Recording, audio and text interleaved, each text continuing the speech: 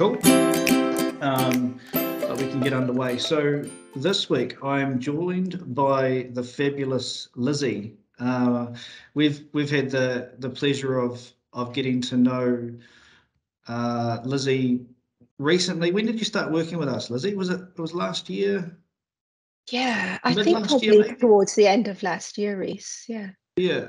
So we've done a bunch of work with Lizzie, and I hate to share too many secrets too early, but some of the posts that I put up on LinkedIn, Lizzie actually wrote on my behalf. So thank you, Lizzie. It makes me sound a lot more intelligent than I actually am. That is absolutely not true. It's all yeah. you. But Lizzie's based over in Littleton. I don't know if that's in Christchurch or outside of Christchurch. I'm not really sure. I'm getting used to the geography still. We kind of soft pedal the association with Christchurch. Okay, fabulous. So yeah, I was really keen to get Lizzie along today. Lizzie is a master of lots of things, but one of those things, she has an amazing array of skills and she's taught me a lot, and certainly the wider team as well, is around the notion of storytelling, which is obviously central to so many things in the learning world. So we tapped Lizzie on the shoulder a few weeks ago and said, hey, would you be happy to come along and share some of your wonderful tips, guidance, hints, all of the above, with our audience? And I was keen to pick your brain on a number of topics as well. But Lizzie, can you, before we get started, what's the name of your business? Because I think it'd be worthwhile calling that out early on. Yeah, it's just me, Reese. I just operate under my own name. I thought of giving myself a business name, but honestly, guys, it's actually really hard thinking of good names for businesses. So, after I spent hours in it, I was like, sod it, I've got a perfectly good name myself. So there you go. Well, this is what I was angling for. So it's Lizzie Davidson, isn't it? Is that right? Yeah. Cool. Neat. So we'll send out Lizzie's details following, if any of you want to reach out to her one-on-one and you want to pick her brains on anything in the storytelling or copywriting world. But can you share a little bit about yourself, Lizzie, before we get underway and we unpick this whole, well, it's a pretty big idea around storytelling. How long have you been doing this for, and has this been you for your whole career, or did you start something and then sort of dip your toe in this along the way? Yeah, thanks for asking that, Reese. I guess my story, which I'll share a little bit more of later on, but I started out actually in sales, like your good self. And I was okay at sales, but I was a lot better at emailing people persuasively than I was at persuading them to give me their money, with cold calling and other fun things like that. And I realized that actually my strength was storytelling, not selling. So about 20 years ago, I came across this concept, which is a really old concept in advertising, of copywriting.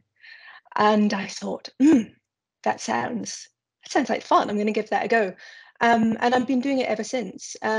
Since the advent of social media, the internet's got increasingly content hungry, and content marketing became a thing. And yeah, that's now what I specialize in. Fabulous. And what are the couple of the brands you're working with? Lizzie, obviously you're working with us at Chameleon, but who Well, else you are you working guys with? are my absolute favorites, of course, but I specialize in working with coaches and consultants. And the reason for that is that I'm really fascinated by the concept of personal storytelling, personal branding. And coaches, consultants, anyone who has a service business, essentially, their business is so driven by that personal storytelling, because people are essentially buying you over what you offer. Like, for example, me, there's hundreds, thousands, possibly hundreds of thousands of copywriters out there, but people choose to work with me because of who I am, not necessarily because of my mad skills. Yeah, I take your point, and we're going to talk a little bit more about that soon around that, I guess, that concept of public storytelling and building your own brand. Yes. Which, you've been a wonderful guidance for myself, telling stories to the world about how I used to be a lawnmower. So so there's three sort of topics we're keen to cover off today, Lizzie.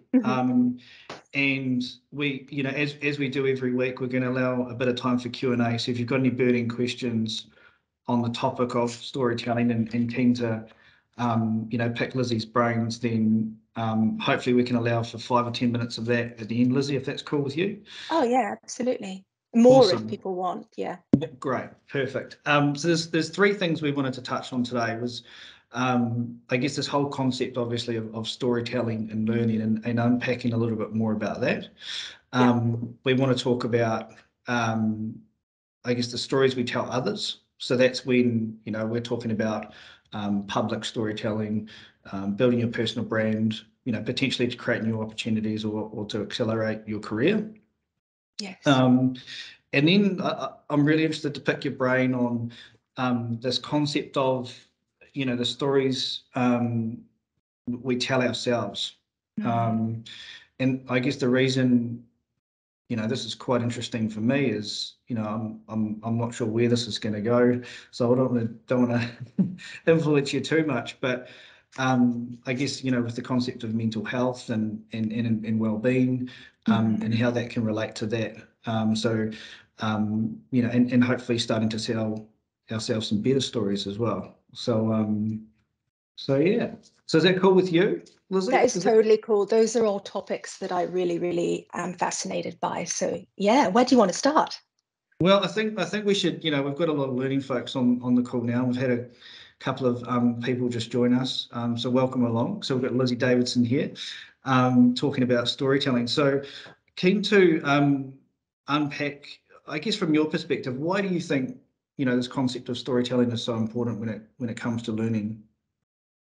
Yeah, that is such a good question. So, I mean, essentially because it works, right? Storytelling is kind of the triple threat, really. It makes learning more powerful, it makes it harder hitting, it makes it more emotionally engaging, it's more relatable, it's more memorable. I think that's more than three, actually. But it's in order to understand why it is so powerful, it's actually really helpful to do a little bit of digging into why storytelling works the way it does. And in order to do that, it's kind of helpful to go right back to the beginning of, humanity as a species, and our superpower as a species, which is collaboration. The reason that humans are so successful as a species is because we are greater together. We share information and we work together.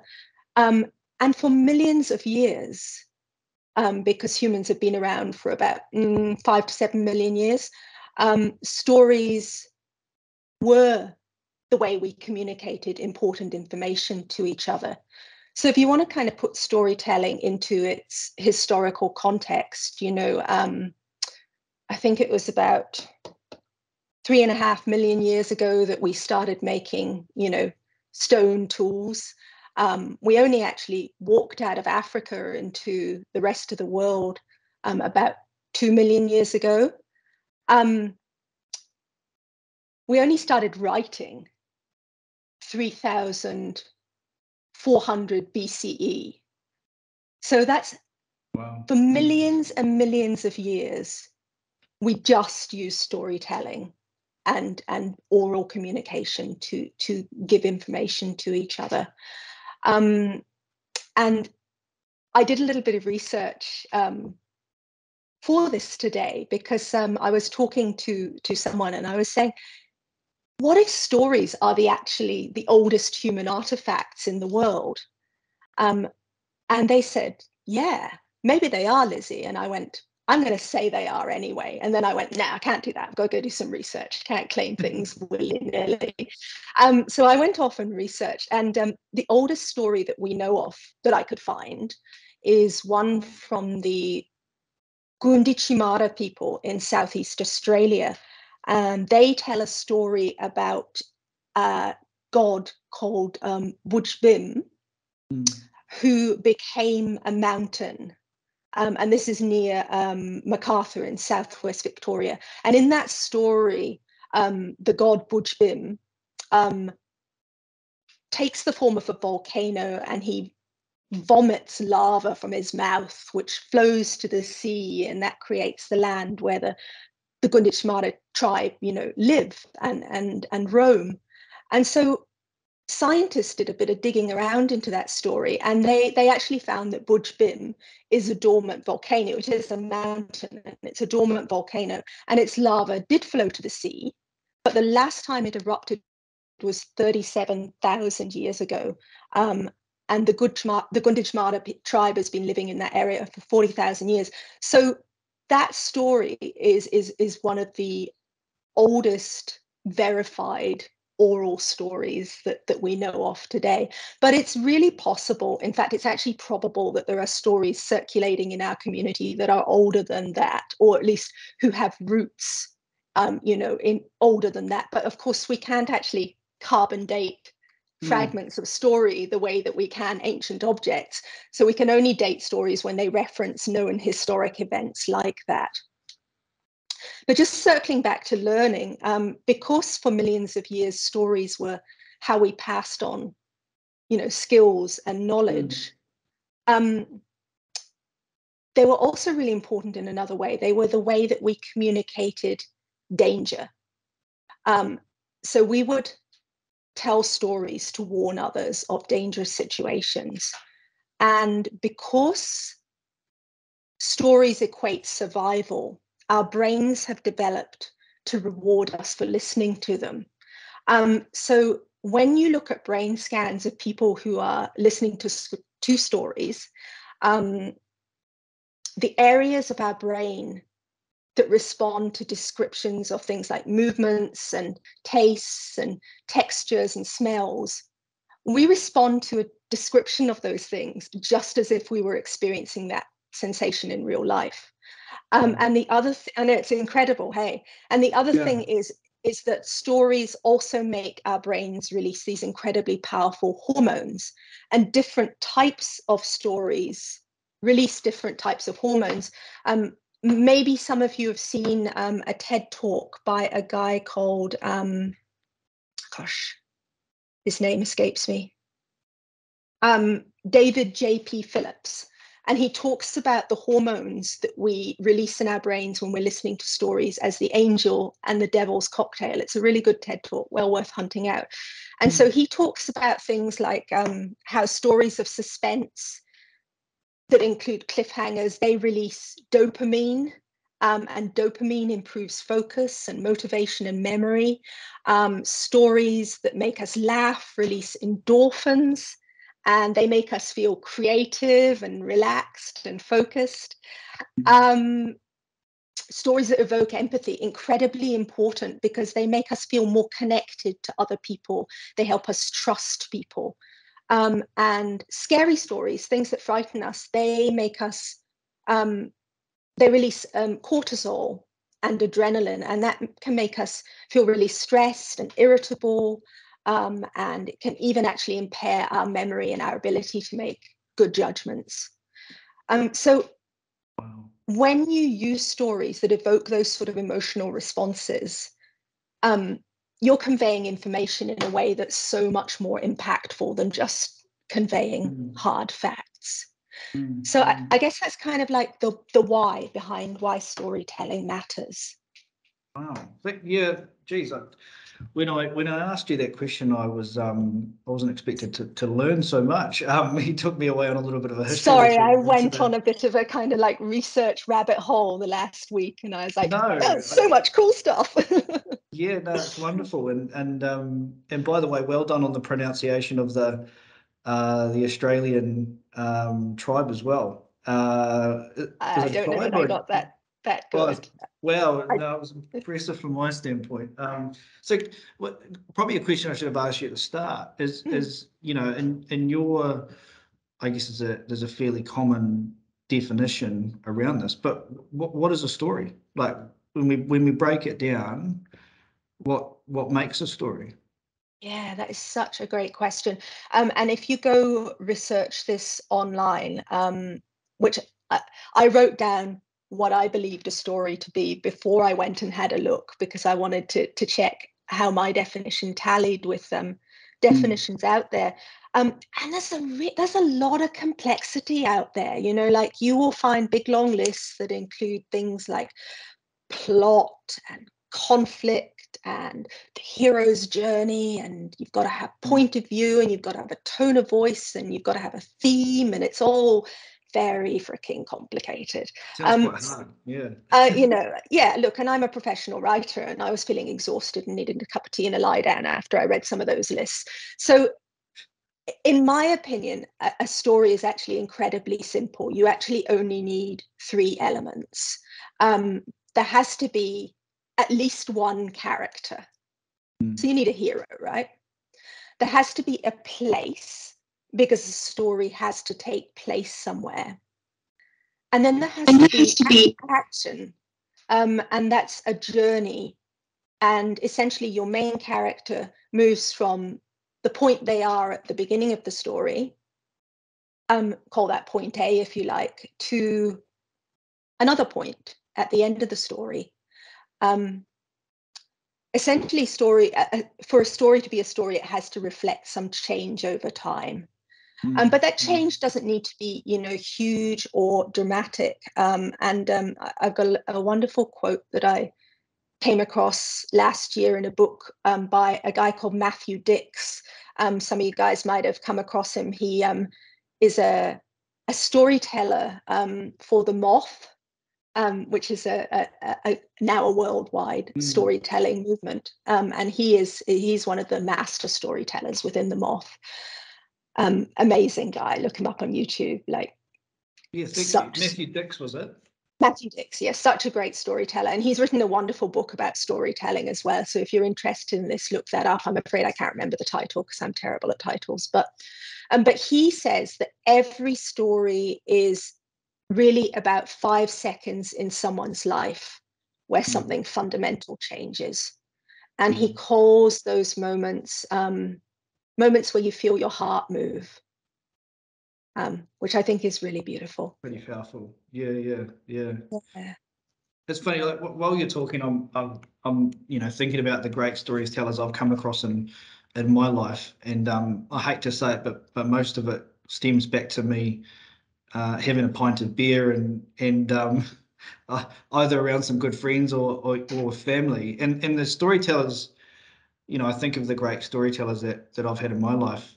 Mm. The thing that I struggle with is, like personally, is I think of someone as a good storyteller, but I can't sometimes diagnose why or identify why they're a great storyteller. Is there Yeah. anything like you've thought about on that front? Like what I don't know. Obviously, it invokes that sort of emotional response, but what makes someone, because you can tell a story in two different ways, right? And it can be as boring as anything on one hand, and you can have someone like Yeah. yourself who's quite captivating, who sort of takes you away on that sort of journey. Yeah. Yeah. Have you sort of thought about that at all? Yeah, absolutely. And lots of people have spent a lot of time thinking about that. And it kind of does actually come back to those three things. Like a lot of people will think they're telling stories, but they aren't telling stories because they haven't necessarily got that Mm, character, place, and moment of change thing nailed right. down. Okay. And I think the moment of change is really that critical thing. That change has to be meaningful. It doesn't have to be huge. In fact, what Matthew Dix says is that often like small shifts Mm, um, are better for stories than great big dramatic occurrences because they're much more relatable. It can be something as simple as you tell the story of you once felt like this, but now you once felt like that, but now you feel like this about something. mm, mm, Um, mm. But the other thing that is really critical to storytelling, and this is really critical to storytelling and learning, is detail. Okay. Realistic detail. Because realistic detail adds color and credibility. Now, you don't want to kind of over egg the pudding. Like, you don't want great flowery descriptions that go on and on and on and on. You know, you don't want to come across like a Victorian poet on a bad opium trip. But you I've do got a colleague want, that does that really well. do you? Yeah, he's a good At man, work, Josh Webster. Nah, Josh, the Victorian poet.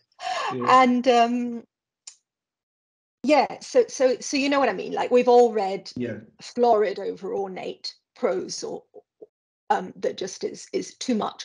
But it's about that realistic description. That's where you really hook people in and make it feel real, you know? sure, yeah, Yeah. yeah, yeah. It's definitely something I want to, get good at. Go on that sort of that journey, if you will. So Hmm.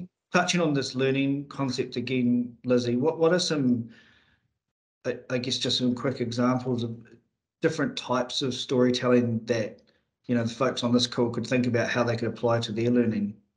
Yeah, yeah. I thought of five, although there's possibly a sixth as well. So, I mean, the really common one that, a lot of you are probably using already are real life scenarios, right? Because the more relatable learning is to your learners, the more powerful it's going to be. And a really great way to make learning relatable is by using real life scenarios. And they can be like super, super real life. It can be real people, real places, real incidents that have happened in your business. In fact, I urge you to make it so, because that is going to make things so much more powerful and recognizable.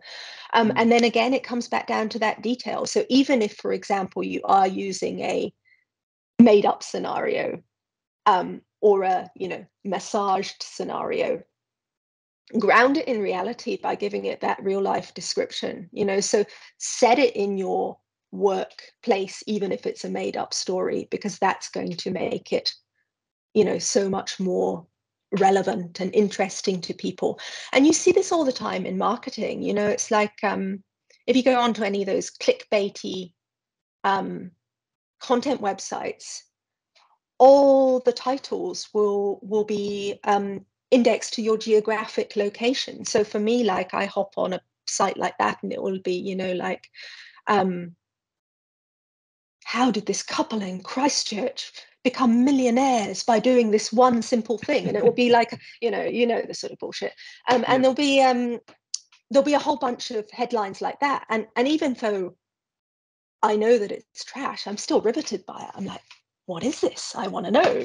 So, and it's exactly the same for your I'm learners, the same. those, yeah, Yeah, you've made it relevant. yeah. So that's one type of story, those real life scenarios. Another cool way to take kind of real life scenarios to that sort of next level is to do that sort of choose your own adventure thing, where you can like explore, what are they called? Branching Branching scenarios. scenarios. Yeah, we Branching talked about that scenarios. last week, actually, Lizzie. Yeah, Awesome. love it. Yeah. Yep.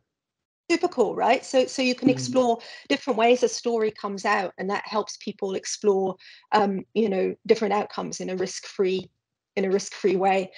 Another type of story is those customer stories or case studies, and so that's sharing the story of a situation or a project in your client's words and voice.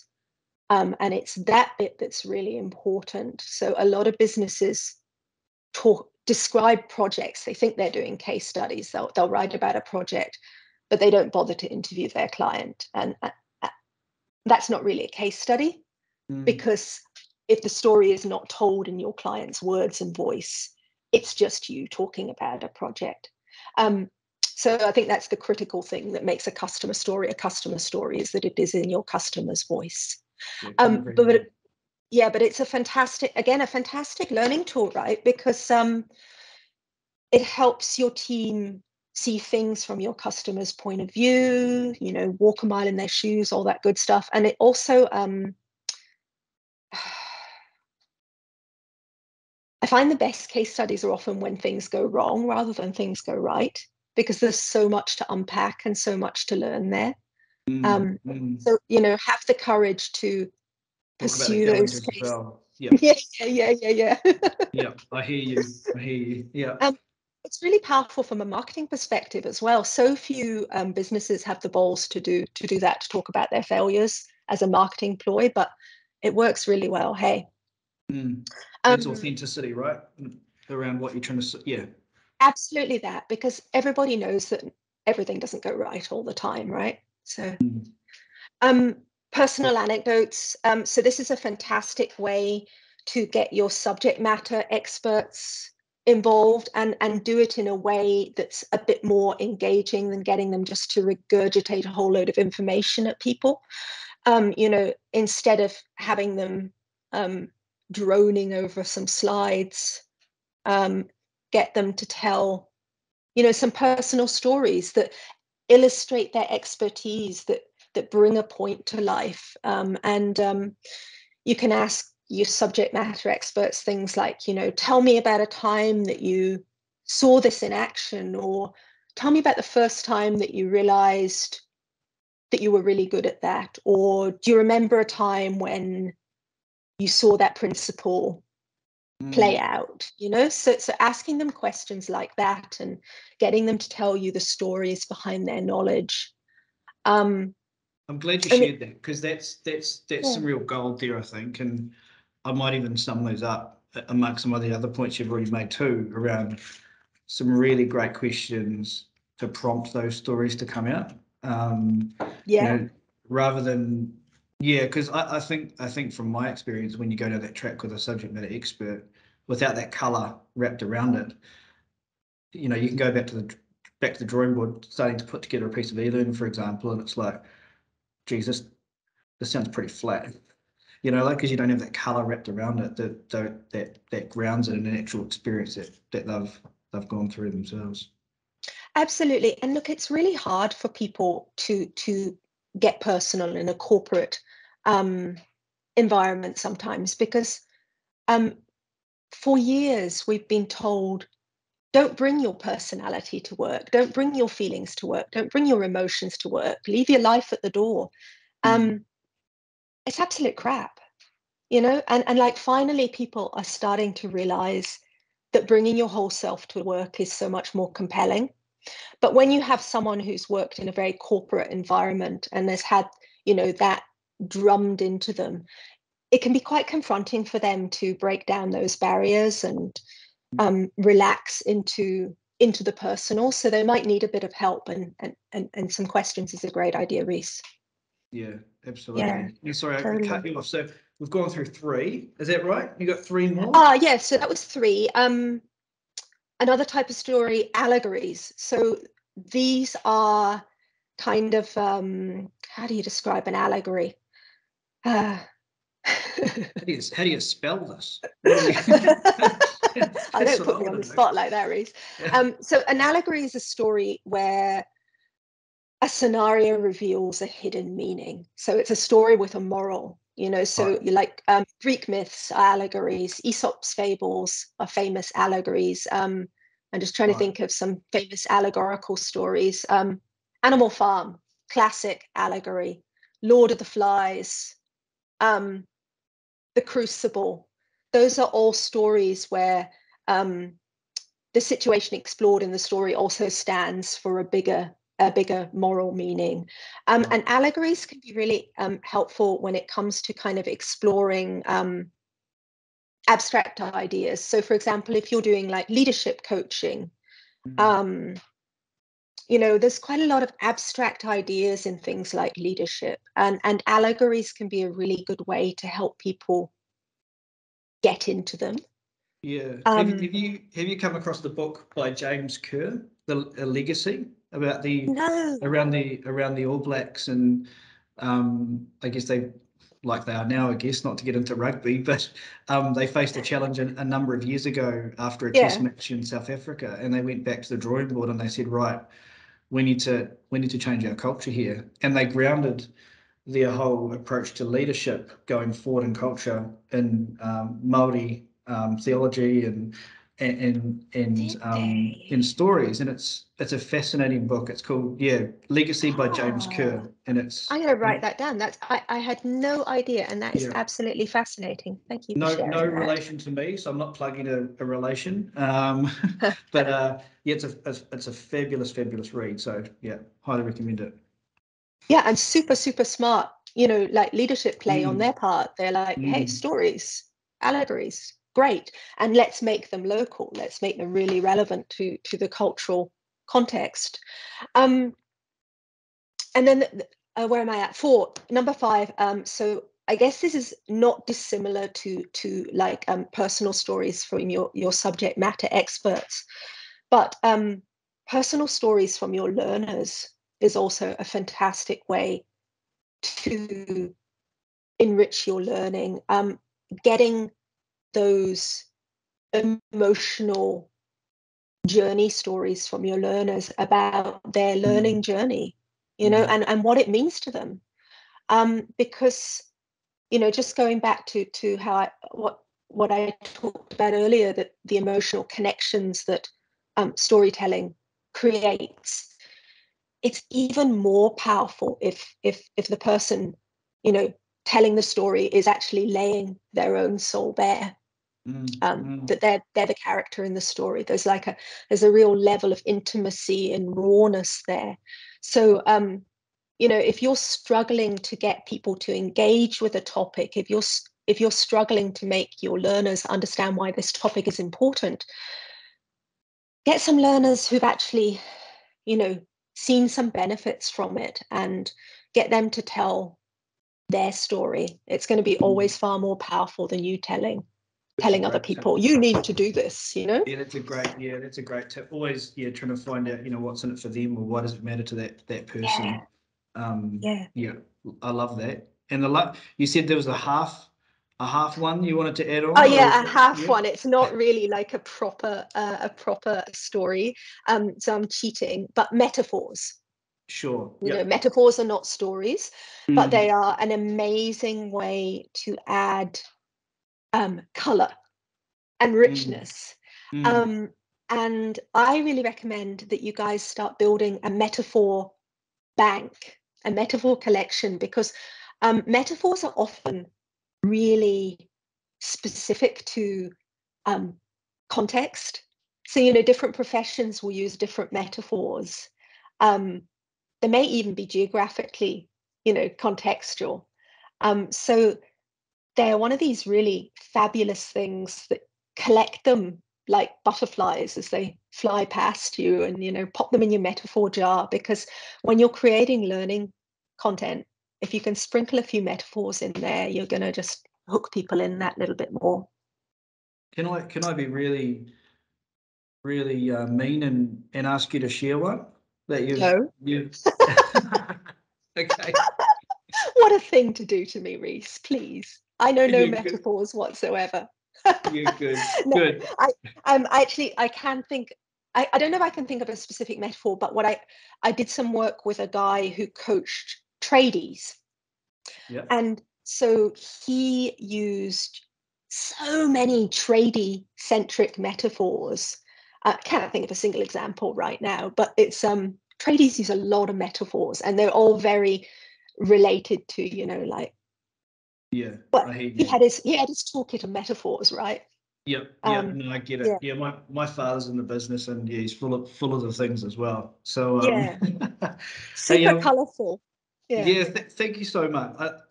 Well, there's a lot of gold in that, and some really great points that I'd love to tie up following this, and flick those out to everyone on the call, because I think there's some absolute awesome nuggets you've shared there.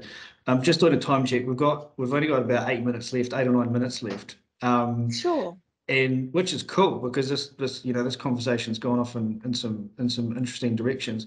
Before we jump into the quickly the stories we tell others and the stories we tell ourselves, has anyone got any questions for Lizzie that you want to shoot her way? I just want to make sure we've got some time to cover some of these off, if anyone does have anything at the top of their mind. And if not, that is cool. We can keep going. If you want to type something in the chat box, feel free. We'll keep going because we're on a tight schedule. So the stories, I guess we tell others. And I know you can talk for a long time about this particular topic, Lizzie, because you've got such wonderful experience to share with everyone. But you know, how can you give us some little tips around how you can use public storytelling to, I guess, amplify your personal brand or build it, you know, in that public domain? And when I think about this, I think LinkedIn's you know, when we're talking professionally, that's obviously where a lot of this is happening at the moment. Yeah, absolutely. So I guess just before I leap into that, I just wanted to kind of sum up everything we've said about storytelling and learning with just one thing, which is, you know, every time you're putting something together, every time you're sharing a piece of information, you know, just ask yourself, can I make this into a story instead of a statement? Or if you need the statement, you need the information, how can I illustrate this point with a story as well? So I think if there's like only one thing you take away from today, that should be it. I love that. So storytelling for yourself. Yes. This is not that related to storytelling and learning, but it is related to your career. And when I say you, I mean every single one of you. And I am evangelical about this because telling stories in public totally changed my life. I was fired about 2 years ago. Wow, I was made redundant, but you know, whatever, fired. They made a mistake. No, it was great. It was great. Yeah. They set me free. And it was the best thing that had ever happened to me. I was a little bit at the time because, you know, being fired is never good for your ego. But it was incredible because I had been really stressed. I had been really miserable. My family had been paying the price. You know, it was a horrible situation. So there was this enormous sense of relief. And I was thinking, well, what am I going to do next? And then something happened. People kept coming up to me and going, why don't you start your own business? Which I'd never really considered before. And their faith, you know, was the spark that got my business going. But that's not the story I want to tell right now. The story I want to tell is the fact that I have built a sorry, I'm going to blow my own trumpet right now, so forgive my vulgarity, but I built a 6-figure business as a writer in under 2 years. And I'm able to pay myself more now than I've ever been paid before as an employee. So, you know, that's kind of cool. But, you know, far more importantly, I am enjoying my life so much more. I love the people I work with. I love working with Reese. I love working with Josh. I love working with all my clients, you know, and I'm proud of the work I do because I am amplifying stories. I'm telling stories for these incredibly intelligent people all day, every day. So the beauty of all that cool shit and being able to look myself in the eye and say, I'm really proud of you, you know, that feels amazing. But none of that would have happened if I hadn't started telling stories on LinkedIn as soon as I started my business, which was 2 weeks after I got fired. Because when you start telling stories in public, you know, these magical things start happening. You know, you start to grow a community of people who want to hear from you. You start to get opportunities to do cool stuff like this. You start to be seen as an expert in your field.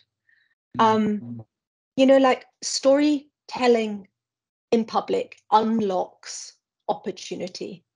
So I guess, I know I said if I only want you to take one thing away from today, it was, you know, tell a story instead of a statement. But actually, I That's number lied. 2. Yeah. I lied. I want you to take this away from today, which is, start talking about the stuff that matters to you. Yeah. Start telling your own stories in public. And it doesn't have to be like personal stories of your life, although that's great. It can be stories about how you learn the stuff you know, stories about the things that light you up inside, because we're all more interesting when we're alight with the things that make us passionate, right? Yeah. Yeah. And I can see why you're talking about it. That's coming through pretty loud and clear right now, right? It's and I think what another thing we're going to do following this is if it's okay, Lizzie, you don't mind, you'll get a few stalkers, no doubt. But if Oh, we can please share your stalk me, people. we'll share Lizzie's LinkedIn profile because man, I've enjoyed many a cup of tea or coffee reading the stories that Lizzie puts on LinkedIn, and I'm You're sure very you will as well. kind. So and I've learned a lot. So yeah, we'll share that too because there's some really good reading in amongst that as well. Just before I ask you this really quick last question about which again I know you could talk a lot about the stories we tell out yourself. Two quick questions. One from Tom. The name of the TED talk you mentioned earlier. JP, Ooh, someone? yeah, JP. David J.P. Phillips is his Yes. name. And I think the TED Talk might be called The Angel and Devil's Cocktail. Okay. But if it's not, just Google him. He's done a few TED Talks. He's also done a brilliant one on death by PowerPoint, which, Right. you guys will all really enjoy because I'm sure you all hate PowerPoint. The story close to Possibly my not heart. as much as I hate PowerPoint, but Yeah. probably Oh, almost. Oh, I yeah. know. Strong Yeah, contenders. maybe. Okay, cool. Thank Yeah. you. We'll yeah, we might include that as well as a link so everyone can find that. And then Yes, Sonia's don't asked worry. a good question, and I know we could probably dig into this with quite some depth, but we don't have the time today. But I'll ask you quickly: do you have any tips for including diversity in your stories? Oh, yeah. I mean, it's just, that classic nothing about without. Right. So Sure. Yep. get the people's stories in your content. It's actually, Quite simple. I Yeah. don't know that it's that hard. I mean, Yeah. it it may require,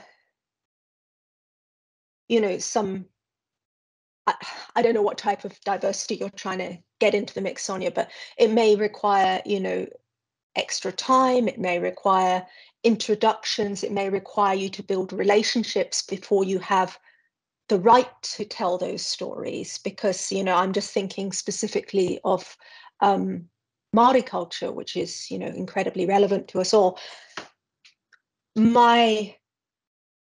One of the things that blew me away when I started working more closely with Maori storytellers was how passionately they felt about having the right to tell a story. Mhm. Um, Mhm. so, I think there's a real concept in that culture that you earn the right to tell a story, and not everyone has the right to tell stories. So I guess some diversity requires a longer, richer commitment to build the right to include those stories. But otherwise, just include the stories, get people to tell their stories. Nothing Mm, about mm. without. Yeah, Yeah. it's a good question, Sonia. I'll touch on it shortly. Mm. Thanks as well, Lizzie. Um, we've got a really interesting guest coming on next week for Tuesday's meetup, and it's focused on the Maori culture Oh, today, awesome. and I guess being able to promote Te Reo as well and Māori culture throughout workplaces as well. So exciting to share that with you too, and touches on some of the stuff you just discussed there, Lizzie. And then this last question about the stories, and I know we've gone a couple of minutes over time, team. Hopefully you found heaps of Oh, value in have this we? as much. No, that's okay. It's more my fault than yours. I'm the timekeeper. But it's just it's been a really, really great chat. I've really enjoyed it. Thanks, Lizzie. So this Pleasure. this last question about the stories we tell ourselves and why they matter, and I guess how we can start telling better stories to ourselves as well. Is there anything you can quickly share on this? Yeah. It's Sorry to such put a you under pressure. it's Yeah. such a vast topic, isn't it? But I Yeah. think, and this is nothing radical or new, but I am often surprised by how, people may not have considered this. We are almost all dragging around with us a load of quite unhelpful stories that we are telling ourselves about ourselves. And those stories have a genesis often in a moment of trauma. We got something wrong, something bad happened to us. But instead of saying, oh, I got that thing wrong, or something bad happened to me, we begin to tell ourselves a story instead, like, I'm bad at that thing. I did something really stupid. I am a bad person because I did something really stupid. Whatever that story is that we tell ourselves. By the time you get to my age, I'm nearly 50. If you don't check yourself, if you don't look at the stories you're carrying around, and if you don't unpack them and lay down the ones that aren't helpful, you end up carrying this enormous burden of crap around that's unnecessary. And again, I'm evangelical about this because I've seen firsthand the power of doing that work. And it's messy and it's painful, but it's, truly, truly worth it. And it's really relevant to storytelling and learning, because you guys are all trying to change the way that, people think and feel and behave. Yeah. So much of that is influenced by the load of stories that people are carrying around with them.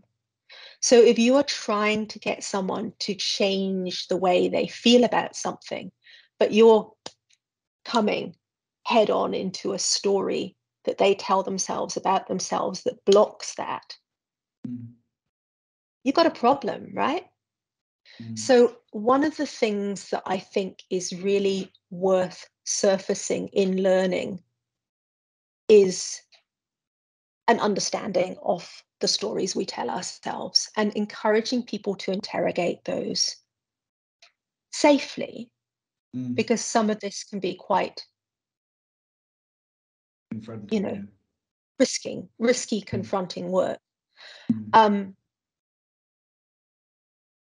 But if you give people a toolkit to first find the roots of those unhelpful stories and then tell themselves better stories, because I think that's the kind of flip side of that coin, is often when we want to build new habits, we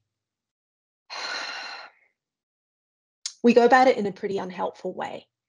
Like, we will make a resolution to change, but we will do that in a punitive way. We will do that in a way that is self-flagellatory.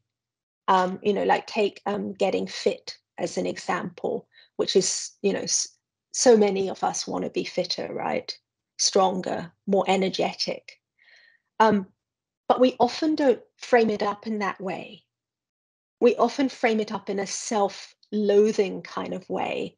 So instead of going, I want to be as energetic and strong and powerful as a human as I can actually physically be, because that's the sort of person I want to be walking around in this world, which is a truly wonderful and radiant vision, we'll often go, I'm fat, I'm ugly, I'm unattractive, I eat too much, I'm greedy, I and then make resolutions that are punitive. That's not effective. Those resolutions never stick because they are terrible stories to tell yourself. And if you tell, so it's about learning to tell those stories that truly motivate and inspire. But I could go on about this for a while, so I should stop now. No, but I think that's such a lovely way to tie up the session, because in relating it back to learning and sharing that message with your teams as well, because you know, I think about, you know, my little daughter falling off her bike.